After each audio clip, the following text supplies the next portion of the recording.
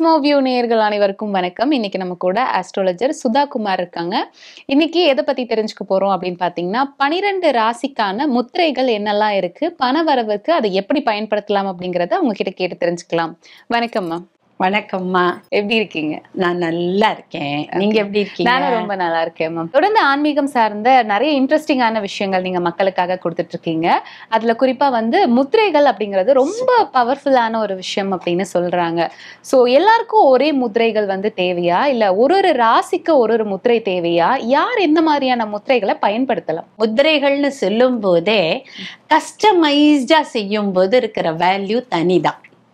Customise எப்பவுமே உங்களுக்கு என்ன தேவை அப்படிங்கிறது பண்றது ரொம்ப தனிதான். இந்த முதிரைகளை நம்ம எப்படியெல்லாம் யூஸ் பண்ணலாம்னா, உடல் நல பாதுகாப்புக்கு யூஸ் பண்ணலாம், மன வளத்துக்கு யூஸ் பண்ணலாம், அண்ட் ஆன்ம பலத்துக்கு யூஸ் பண்ணலாம். இதையெல்லாம் தாண்டி நம்மளுடைய சாதாரணமான வாழ்க்கையில நீட்ஸுக்கு, எனக்கு படிப்பு நல்லா வரணும், கான்சென்ட்ரேஷன் நல்லா இருக்கணும், அண்ட் மைண்ட் அமைதியா இருக்கணும், அண்ட் ஒரு கேயாட்டிக்கா இருக்கு, டிப்ரெஷன்ல இருக்கேன், அதுல இருந்து வெளியே வரணும், அவசரமா யோசிக்கக்கூடிய தன்மை வேணும், மெதுவா யோசிக்கக்கூடிய தன்மை வேணும், ரிலேஷன்ஷிப்ல பிரச்சனைகள் நீங்கணும், பண வரவு தன வரவு உங்களுக்கு அதிகமாகணும். இப்படி பல விதமா இந்த முதிரைகளை நம்மளால நம்மளோட வாழ்க்கையில பிரயோகம் பண்ண முடியும், அதாவது யூஸ் பண்ண முடியும். இதுக்கு நிறைய சாட்சிகள் சான்றுகள்லாம் நம்ம சித்தர்களும் ரிஷிகளும் கொடுத்துருக்காங்க. போகர், திருமூலர், அகத்தியர், இந்த மாதிரி விஷயங்கள் எல்லாருமே. இதையெல்லாம் தாண்டி நம்ம கோவில்களில் பார்த்தீங்கன்னா விக்கிரகங்கள்லாம் ஒவ்வொரு முத்திரையில நிற்கும், பார்த்துருப்போம். நம்ம சிவபெருமான் உடுக்கை இந்த இந்திரையில எழுந்திருப்பார், இதை தான் நம்ம இப்படி வச்சு அபான முத்திரை அப்படின்னு நம்ம சொல்றோம். இதுக்குள்ளதான் அவருடைய உடுக்கை இருக்கும். அண்ட் ஆசீர்வாதம் பண்ணும்போது இப்படி இருக்கும், அதுக்கு பேர் ஆஹ்வான முத்திரை, வா உனக்கு கேட்டதை தரே அப்படின்னு சாமி சொல்ற மாதிரி இருக்கும்.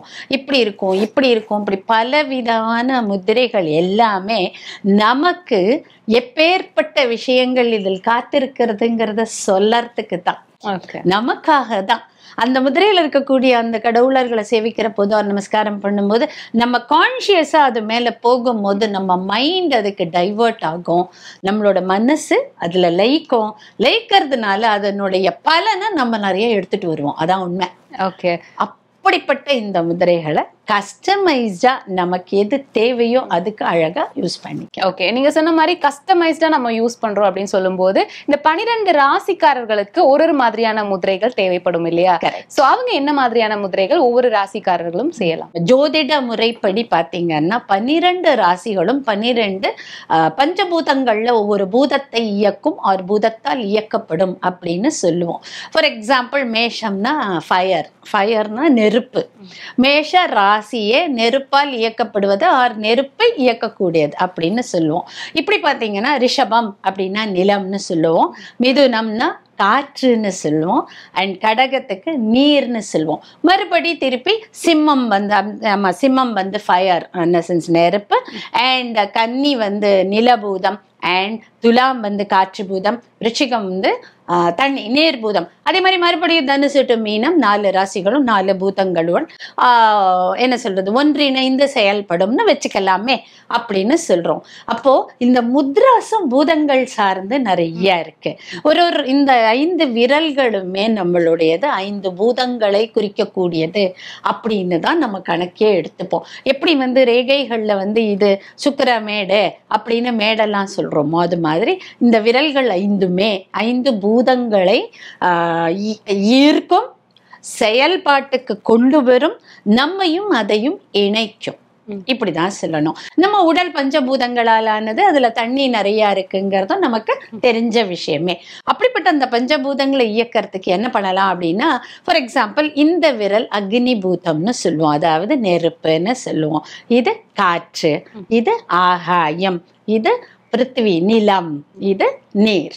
சோ இப்போ இந்த விரல்களை மடக்கி நீட்டி ஆளும் பட்சத்தில் இந்த பூதங்களுடைய நம்மளோட செயல்பாடுகள் ஒன்றி செயல்பட ஆரம்பிக்கும். அப்படிப்பட்ட விஷயத்த நம்ம மேஷம்ங்கிற ராசி ஃபயர்னு சொன்னோம், அதனுடைய நட்பு பூதம் அப்படின்னு சொன்னா காற்று அப்படின்னு சொல்லலாம்.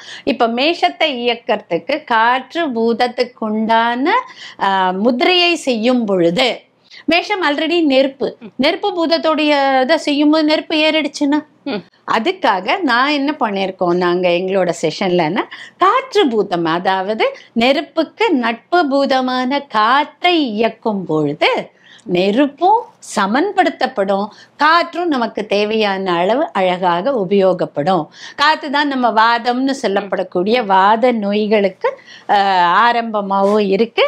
ஸோ அந்த நோய்கள்லேருந்து நம்ம விடுபடுறதுக்கும் நமக்கு உதவுறது அந்த ராசியை பத்திரப்படுத்த ஆர் ஆக்டிவேட் பண்ண அண்ட் தேவையான அளவு சமன்படுத்த உதவும் அப்படின்னு எடுத்துக்கலாம். ஸோ அப்படி பார்த்தீங்கன்னா மேஷ ராசிக்காரர்கள் காற்று பூதம்னு சொல்லப்படக்கூடிய காற்றின் முத்திரையை பயன்படுத்தலாம். காற்றின் முத்திரைங்கிறது இப்படி இருக்கும். வாயு முத்திரை கேமரால நல்லா தெரியும்னு நினைக்கிறேன். இந்த இடத்துல கேப் வரக்கூடாது.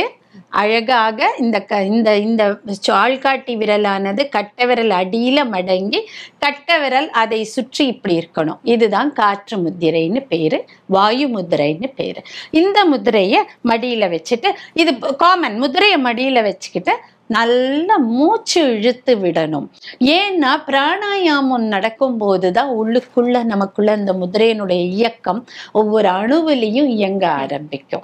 அப்படி இயங்க ஆரம்பிக்கிற போது நம்ம மனமும் அமைதியா அதை பத்தி யோசிக்கும் போது மனசு நான் வாயு முதிரை செய்யறேன், நான் வாயு முதிரை செய்யறேன், நான் வாயு முதிரை செய்யறேன், என்னுடைய ராசியான மேஷத்தை இயக்குகிறேன், வாயு முதிரையால் என்னுடைய ராசியான மேஷத்தை இயக்குகிறேன் அப்படிங்கிற ஒரு கான்ஷியஸ் அட்டாச்மெண்ட், கிட்டத்தட்ட மேனிஃபெஸ்டேஷன் டெக்னிக் இங்கே நடந்துரும். அப்போ கட்டாயமாக மேஷராசியானது பலப்படுத்தப்படும். அதே மாதிரி ரிஷப ராசிக்காரர்கள் அந்த ரிஷபம்னு சொல்லப்படக்கூடிய நிலராசியினுடைய நட்பு ராசியான நட்பு பூதமான நீர் பூதம், நான் சொன்ன மாதிரி இந்த விரல் தான் நீர் பூதத்தை காமிக்கக்கூடியது. நீரும் நெருப்பும் இணைந்து இப்படி, நீரும் ஜாஸ்தி ஆயிடக்கூடாது, நெருப்பும் ஜாஸ்தி ஆயிடக்கூடாது. அதுக்கு இந்த முத்திரை, இதுக்கு பேரே வருண முத்திரைன்னு பேரு. இந்த முத்திரையை ரிஷபராசிக்காரர்கள் பயன்படுத்தும் போது நம்ம மேஷத்துக்கு சொன்ன அதே ரிசல்ட் ரிஷபராசிக்காரர்களுக்கு வரும். அதே மாதிரி மிதுன ராசிக்காரர்கள் காற்று பூதம் அப்படிங்கிறது மிதுனமா இருக்கிறதுனால அதுக்கு நட்பான ஃபயர், நம்ம ஃபயருக்கு நட்பான காற்று எடுத்த மாதிரி இங்க மிதுனத்துக்கு காற்றுக்கு நட்பான ஃபயர் எடுத்துக்கணும். ஃபயர்ங்கிறது அக்னி முத்ரா அப்படின்னு சொல்லப்படக்கூடிய மோதிர விரல் இந்த கட்டை விரல் அடியை தொட்டு இருக்கணும். கட்டை விரலானது அந்த மோதிர விரல் மேல் இப்படி மடங்கி இருக்கணும். நான் சொன்னபடி அழகா மடியில வச்சுட்டு நல்ல நீண்ட மூச்சு, அவரவர்களால் எவ்வளவு முடியுமோ அவ்வளவு தூரம் மூச்சு இழுத்து விடணும். 10 நிமிடம் பண்ணணும். 10 நிமிடம். இதுல 108 தடவை 8 தடவை இந்த கணக்கெல்லாம் இல்லை. Just observe your breadth. நல்ல நீண்ட மூச்சை உள்ள இழுத்து மூச்சை வெளியே விட்டு இந்த முத்திரையில ஒரு 10 நிமிஷம் உட்காரும் போது அந்த மிதுன ராசியானது பேலன்ஸ் செய்யப்படும். அடுத்தது அதே மாதிரி கடகராசி நேயர்களுக்கு, கடகராசிக்காரர்கள் எல்லாரும் என்ன பண்ணலாம் அப்படின்னா கன்னி ராசிங்கிற நிலபூதத்தை இயக்கலாம். நில முத்ராங்கிறது பிருத்திவி முத்திரைன்னு சொல்லப்படக்கூடிய மோதிர விரல் கட்டை விரல் நுனிய தொட்டு இருக்கணும், கட்டை விரல் மோதிர விரல் நுனிய தொட்டு இருக்கணும். சேம் முன்ன மாதிரியே தான். முதிரை மடியில இருக்கட்டும், மூச்சானது அழகாக அப்சர்வ் பண்ணப்படட்டும், கண்கள் மூடி இருக்கட்டும், கவனமானது முத்திரையிலும் மூச்சிலும் இருக்கட்டும். இது நம்ம கடகராசி அன்பர்களுக்கு. அடுத்து நம்ம வரப்போறது சிம்ம ராசிக்கு. சிம்மம்ங்கிறது எகெயின் ஃபயர், நெருப்பு பூதம், நெருப்பின் இணையான நெருப்பின் தோழனான காற்று பூதத்தை இயக்கக்கூடிய வாயு முத்திரை. மறுபடி இதுக்கு வாயு முத்திரையே வரும். முதல்ல நம்ம சொன்னதே தான், அதே வாயு முத்திரையை மடியில வச்சுட்டு பண்ணும்போது அந்த சிம்ம ராசியானது பேலன்ஸ் செய்யப்படும். மனசுல வாங்கிக்கோங்க, இட் இஸ் பேலன்ஸ்ட். ஆக்டிவேட் அப்படின்னாலே நம்ம அதிகப்படுத்தினாலும் எந்த ஒரு பூதமும் தப்பா போகும், குறைஞ்சு இருக்கிறதுனால நமக்கு தேவையானவைகள் வராம போயிடும். அப்ப இது பேலன்ஸ் ஆகும். ஸோ கன்னி ராசிக்காரர்கள் எதை பண்ணலாம் அப்படின்னா விருச்சிக ராசி. எகெயின் கன்னி ராசி நேயர்கள் வருண முத்திரை அப்படிங்கிறது. துலா ராசி நேயர்கள் மறுபடியும் காற்றின் எதுவான நெருப்பு பூதம்னு சொல்லப்படக்கூடிய அக்னி முத்திரை துலா ராசிக்காரர்களுக்கு. விருச்சிக ராசிக்காரர்களுக்கு நில முத்திரை, இந்த முத்திரை பூமி முத்திரை. எகெயின் நம்ம தனுசுக்கு வந்துட்டோம். தனுசு எகெயின் ஃபயருக்கு உண்டான காற்று முத்திரையான கும்பத்தை இயக்கக்கூடிய காற்று முத்திரை வாயு முத்திரை.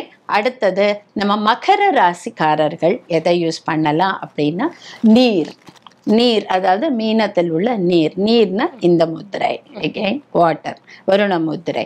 அடுத்தது கும்பராசிக்காரர்கள் நெருப்பு முத்திரைன்னு சொல்லப்படக்கூடிய இந்த முத்திரை.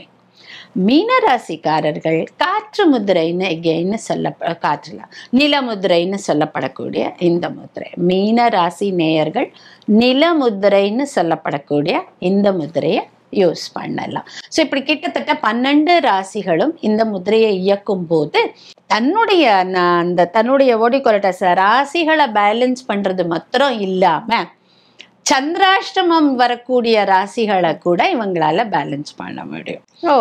அந்த நாட்களையும் பயன்படுத்தலாம். எஸ், இதுதான் ரொம்ப அழகான அந்த இடத்துல வேல்யூ.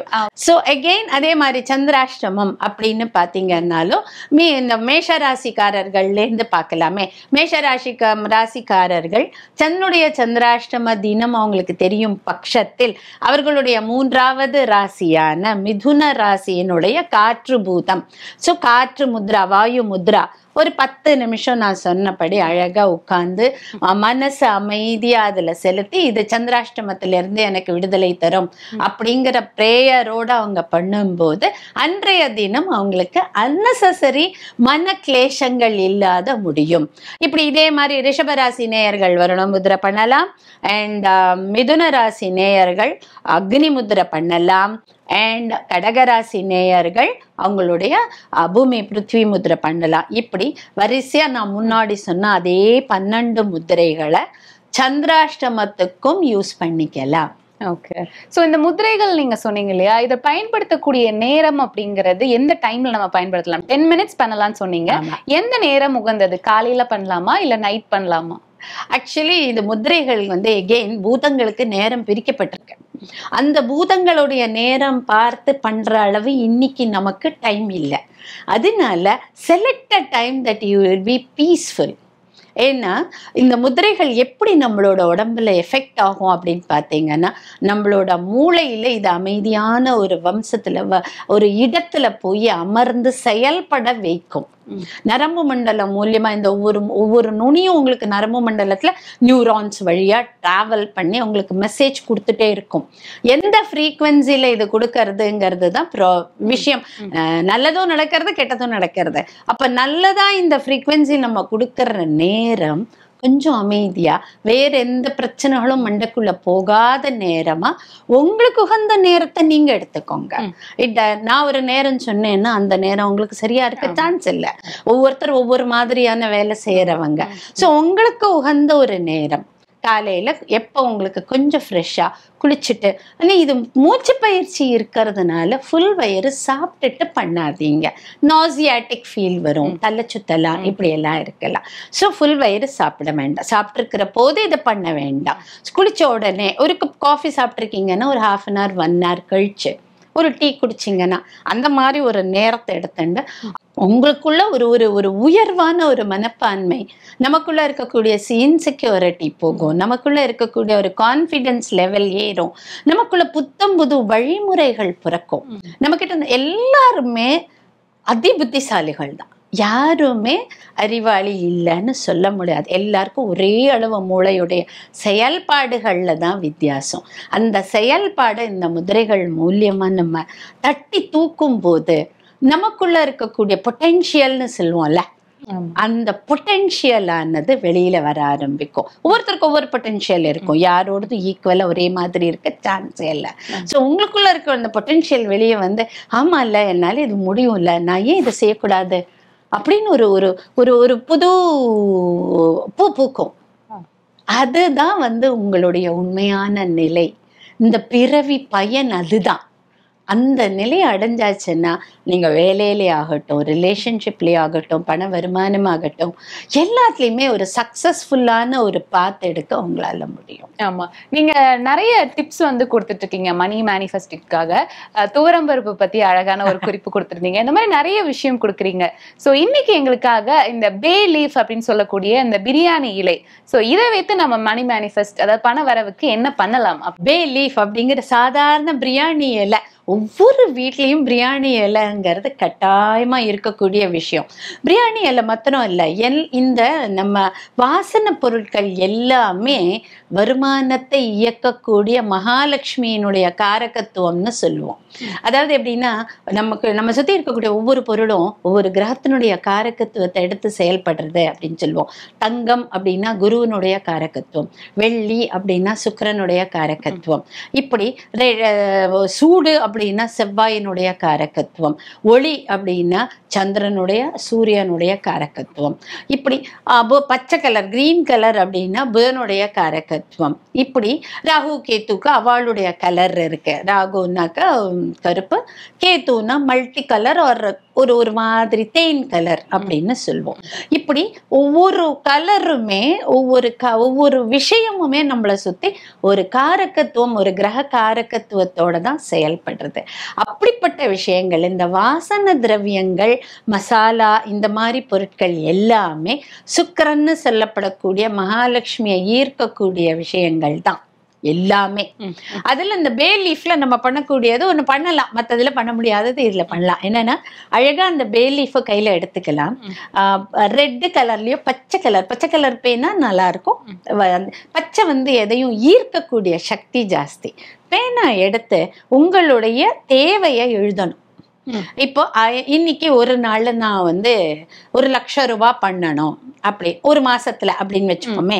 இந்த மாதம் நான் 1,00,000 ரூபாய் சம்பாதிக்கிறேன் அப்படின்னு எழுதிக்கோங்க. அதுல முடிஞ்சா உங்க பேரையும் எழுதிக்கோங்க, நான்கிறது யாருன்னு எழுதிட்டு அதை நான் எழுதும் போதே இந்த மாதம் நான் 1,00,000 ரூபாய் சம்பாதிக்கிறேன்னு பொறுமையா உங்க மனசு அதுல கவனம் இருக்கட்டும். இருந்து எழுதினீங்கன்னா, எழுதியாச்சுனாலே உங்க மைண்ட் அதுக்கு உண்டான ஏற்பாடை பண்ண ஆரம்பிச்சிடும், as I told. ஆனா இதுல ஏன் நமக்கு வரலன்னா, ஏதோ ஒரு கர்மா இருக்குன்னு தானே அர்த்தம். ஸோ அதுக்கு என்ன பண்ணிடுறோம்னா, இந்த பே லீஃபை நல்லா எரிச்சிடணும், சாம்பல் வர அளவு நல்லா எரிச்சிடணும். ஒரு நெருப்பு குச்சி வச்சோ கேண்டில் வச்சோ ஒரு கிளாஸ் பவுல் வச்சுக்கோங்க. இந்த கேண்டில் வச்சு அந்த பே லீஃபை ஃபுல்லா எரிச்சு ஆஷ் ஆக்குற அளவு அப்படியே கறி தூளாயிடும், சாம்பல் ஆற அளவு விட்டுட்டு ஒரு 24 hours கழிச்சு அதை கொண்டு போய் தோட்டத்துல போட்டுடலாம். இது தோட்டத்துல போடலாம், தூக்கி எரிஞ்சுடலாம். It is not your need. அதாவது எப்படின்னா, நான் என்னுடைய இந்த பண வரவுக்குண்டான தேவையற்ற கர்மாவை இதன் மூலம் கழித்து விட்டேன். எவ்வளவு பியூட்டிஃபுல் கான்செப்ட். நம்மளை நாமளே ஆட்டோ சஜஷன் பண்ணிக்கிறது தான் இது. இது மேஜிக்னா எப்படி ஒர்க் பண்ணோம்னா, நம்ம கழிச்சிட்டோம்ல, கட்டாயம் பண்ணுவோம். இது மாதிரி ஒரு 10 நாள் 11 நாள் நீங்க பண்ணிட்டு வாங்க. இது மாதிரி எனி நீட்ஸ். சில பேருக்கு யாரோ உறவுகள் மேம்பட, நானும் என்னுடைய அண்ணனும் இனி ஒற்றுமையாக செயல்படுவோம், என் அண்ணன் என்னை பார்க்க வருகிறார் அப்படிங்கிற மாதிரி எழுதிட்டீங்கன்னா, கட்டாயமா எங்கிருந்தோ நம்மளுடைய அன்பு பாசம் அவங்களை ஈர்க்கும். ஸோ அந்த மாதிரி பண வருமானம் மாத்திரம் இல்லாம மற்றதையும் மேனிஃபெஸ்ட் பண்ணலாம். பர்டிகுலர்லா பணம்க்கு நாங்க இன்னொன்னு கூட சொல்லுவோம், இந்த டாலர் அப்படின்னா டாலரா போட்டு அதை எரிக்கிறது, ரூபாய் இத்தனை ரூபாய் எனக்கு வருமானம் வரப்போறது அப்படின்னு எழுதுறது. ஸோ உங்களுடைய எனி விஷ், இல்ல எனக்கு ஒரு வருஷத்துக்கு 48 லட்சம் வரக்கூடிய வேலை கிடைக்கிறது அப்படின்னா ஒரு மாசத்துக்கு இவ்வளவுன்னு டிசைட் ஆயிடும். 12 லட்சம் வரக்கூடிய வேலை கிடைக்கிறது, மாசத்துக்கு 1 லட்சம். இப்படி உங்களுடைய மனசுக்குள்ள என்ன அபிலாஷை இருக்கு, உங்களை பத்தி உங்களுக்கு தெரியும். எல்லாரும் நான் இந்த லட்சம் சிஎம் ஆறேன் பிஎம் ஆறேன்னு நம்ம எதுவும் கேட்க மாட்டோம். எனக்கு என்ன வேணும்னு எனக்கு தெரியும். ஒரு நல்ல வேலை, எப்படிப்பட்ட வேலை, இவ்வளவு சம்பளத்துல வேலை கிடைக்கிறது அப்படின்னு எழுதிடணும். இந்த மாதிரி எழுத உங்களுடைய பணபலமும் நிறைய ஏற ஆரம்பிக்கும். பின்ன உங்களுக்கு தேவையான விஷயங்களும் மேனிஃபெஸ்ட் ஆகும். அது தவிர நாங்க இன்னொன்னு சொல்லுவோம், இன்ஃபினிட்டின்னு அதுல எழுதுவோம். பின்பக்கம் பெரட்டி அதை இன்ஃபினிட்டி எழுதிட்டீங்கன்னா அது மல்டி ஃபோல்டடா இன்ஃபினிட் டைம்ஸ் உங்களுக்கே திரும்பி வரும். திருப்பி போடுறோம்ல, அது திரும்பி வரும்னு சொல்லுவோம். இதை நாங்க ஜோதிடத்துல நிறைய சொல்லுவோம். ராகு கேத்து தலைகீழ ஒர்க் பண்ணும், அதனுடைய பாடு இப்படி யோசிக்கும். வக்ர கிரகங்களுடைய புதன் வக்ரமா இருக்கிறவங்க மாற்றி யோசிப்பாங்க, இப்படி எல்லாம் சொல்லுவோம். சோ அந்த மாதிரி இலைய பின்னாடி எடுத்து ஒரு இன்ஃபினிட்டி எழுதி வச்சிருங்க. அதை எரிச்சு போட்டுட்டு பாருங்க, ஒரு 11 நாளைக்கு கட்டாயம் லைஃப்ல ஒரு சேஞ்சஸ் வர ஆரம்பிக்கும். ஓகே, ஒரு சூப்பரான ஒரு டிப்ஸ் அப்படின்னே சொல்லலாம் பண வரவிற்காக. அண்ட் அதே மாதிரி எங்களுடைய நேயர்களுக்கு இந்த துவரம்பருப்பு பரிகாரமும் ஒரு தடவை சொன்னீங்கன்னா நல்லா இருக்கும். சூப்பர், சொல்லிடுறேனே. அதாவது நம்ம வீட்டில் இருக்கிறக்கூடிய துவரம் பருப்பு டப்பா, அதுல பௌர்ணமி அன்னைக்கு பர்டிகுலரா பௌர்ணமி அன்னைக்கு நம்ம கையில இருக்கக்கூடிய தங்க நாணயமா இருக்கலாம், தங்க நகையா இருக்கலாம். அதான் சொன்னேன் நான் இது வரைக்கும் என்ன சொன்னேன்னா, தங்கம்னா குருனால பெரும் பணம்னு ஒரு அர்த்தமும் உண்டு. தங்கம்னா என்ன, தங்கம் வாங்கறதுக்கு பெரும் பணம் வேணும்ல, அந்த அளவுக்கு குருன்னா பெரும் பணம்னு அர்த்தம். வெள்ளி நாணயமோ இல்லை நம்ம யூஸ் பண்ற காயின்ஸ், நம்ம வீட்டிலேருந்து வந்த உடனே ஆஃபீஸ்ல இருந்து வந்த உடனே கை நிறைய காயின்ஸ் இருக்கும், அந்த காயின்ஸை போட்டு வைக்கலாம். அது அந்த காயின்ஸ் அதுல போட்டு ஒரு நாள் 24 ஹவர்ஸுக்கு. அதே மாதிரி பேலீஃப் அது கூட அதுல போட்டு வைக்கலாம். துவரம்பருப்புக்குள்ள ஒரு பேலீஃப் அதை போட்டு வைக்கலாம். அதை போடும் போதே என்ன இந்த ரிச்சுவல் எல்லாம் நம்ம பண்ண வேண்டியது ரொம்ப இம்பார்ட்டன்ட்னா, போடும் போதே இந்த பௌர்ணமி அன்னைக்கு நான் பணத்தை ஈர்க்கும்படி ஒரு காரியம் பண்ண போறேன் அப்படிங்கிற ஒரு ஹாப்பினஸோட, நேச்சுரல்ல எல்லாருக்கும் உண்டு இல்ல, ஆஃப்டர் ஆல் துவரம்பருப்பு டப்பால போட்டு வைக்கிறது எனக்கு பணத்தை ஈர்க்கும் அப்படிங்கிற ஒரு சந்தோஷத்துல, ஒரு கரேஜ்ல ஏதோ ஒண்ணு பண்ணிடலாம். ஒரு பூஜை பண்ணணும்னா எப்படி, நான் பூஜை பண்ண போறேன், எங்க வீட்டுக்கு ஒரு கெஸ்ட் வரப்போறாங்க, பார்ட்டி பண்ண போறேன், இன்னைக்கு பாட்லக் அப்படின்னா ஒரு சந்தோஷம் மாதிரி, ஒரு அமைதியான சந்தோஷத்தோட இதை நீங்க பண்ணும்போது உங்களோட மூளையானது நல்ல ஒர்க் பண்ணும். பௌர்ணமி அன்னைக்கு உங்க மைண்டு எல்லாருக்குமே ஓரளவு கூலாவே தான் இருக்கும். அந்த ஸ்டேட்ல நீங்க அந்த alpha level of state of மைண்ட்ல நீங்க பண்ற ஒவ்வொரு ப்ரோக்ராமும் உங்களையும் உங்க வீட்டையும் பலப்படுத்தும். அதனாலதான் பௌர்ணமின்னு அடிச்சுக்கிறேன். எனக்கு பௌர்ணமியில தான் நாங்க சத்சங்கமே நடத்துறோம். ஏன்னா அந்த பௌர்ணமியில தான் எல்லாருக்கும் ஒரு மைண்ட் ஒரு பீஸ்ஃபுல்லா இருக்கும்னு. ஸோ பௌர்ணமி அன்னைக்கு துவரம்பருப்பு டப்பால உங்களால இயன்ற இந்த நல்ல விஷயங்களை போட்டு மூடி வச்சுட்டு 24 ஹவர்ஸ் கழிச்சு அந்த நகையோ அந்த காயினையோ நீங்க யூஸ் பண்ணிக்கலாம், துவரம் பருப்பையும் நீங்க சாம்பாருக்கு யூஸ் பண்ணிக்கலாம். ஓகே, ஸோ இன்னைக்கு நிகழ்ச்சியில எங்களுக்கு வந்து முத்திரைகள் எவ்வளவு முக்கியமான ஒரு விஷயம், அதை எந்தெந்த ராசிக்காரர்கள் என்ன மாதிரியான முத்திரைகளை பயன்படுத்தலாம் அப்படின்றத பத்தி ரொம்ப தெளிவான விளக்கம் கொடுத்தீங்க. நன்றி. நன்றிம்மா.